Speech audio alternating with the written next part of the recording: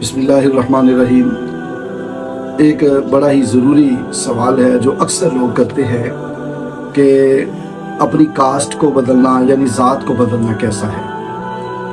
تو یہ واضح نشین فرمائیں، اکثر ایسا ہوتا ہے کہ بندہ اپنی ذات کو اپنی کاسٹ کو بدل لیتا ہے۔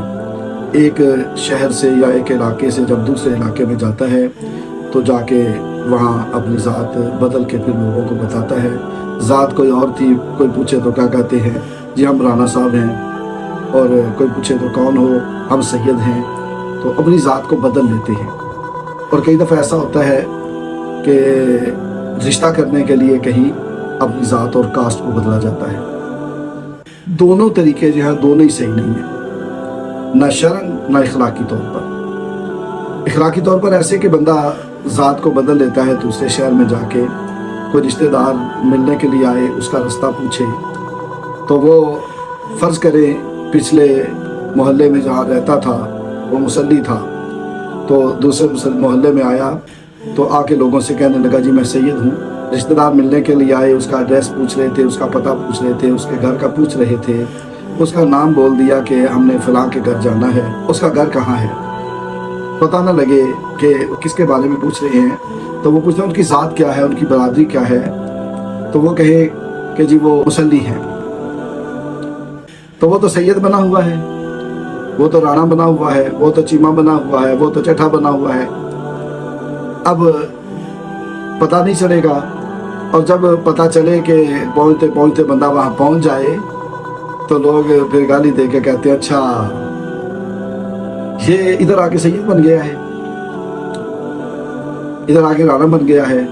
اخلاقی لحاظ سے، دنیاوی لحاظ سے بھی بری بات ہے، اور نبی رحمت صلی اللہ علیہ وآلہ وسلم اس کے بارے میں ارشاد فرماتے ہیں۔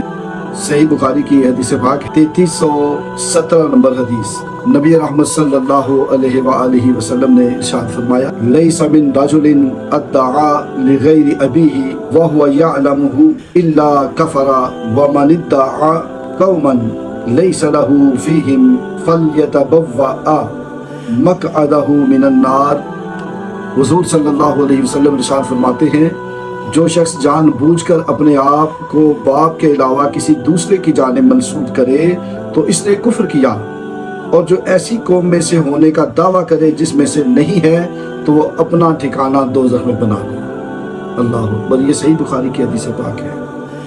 تو ہماری یہ جو آج کی گفتگو تھی، اس سے پتہ چلا کہ اپنی ذات کو بدلنا گناہ بھی ہے، نبی پاک صلی اللہ علیہ وسلم نے منع بھی فرمایا ہے، اور اخلاقی لحاظ سے، دنیاوی لحاظ سے بھی کئی دفعہ بے عزتی کا بندہ جو ہے اس کا سبب بنتا ہے۔ جیسے بیٹی کا رشتہ کرنے کے لیے بندہ اپنی ذات کو بدل لیتا ہے، بعد میں پتہ چل ہی جاتا ہے تو وہ بھی شرمندگی ہوتی ہے کہ انہوں نے جھوٹ بولا تھا۔ اور کوئی اور معاملہ ہو تو میں ایک بندے کو جانتا ہوں، اس سے میں نے پوچھا یار تمہارے آدھے رشتہ دار جو ہیں وہ دیندار ہیں، اور آدھے رانا کہلواتے ہیں، اور آدھے جو ہے وہ سید کہلاتے ہیں، تم ہو کون؟ تو وہ کہنے لگا عزت کے لیے سید بنے تھے لوگ، پھر نہیں کرتے۔ وہ بیچارے دیندار تھے۔ تو عزت کے لیے بندہ بنتا ہے، عزت ذات برادری سے نہیں ملتی، عزت بندے کے اچھے اخلاق سے ملتی ہے، اچھی عادات سے ملتی ہے، اچھا لوگوں کے ساتھ جو رویہ ہے بندے کا اس کے ساتھ ملتی ہے۔ اللہ تعالیٰ ہمیں اپنے اخلاق کو سنوارنے کی توفیق عطا فرمائے۔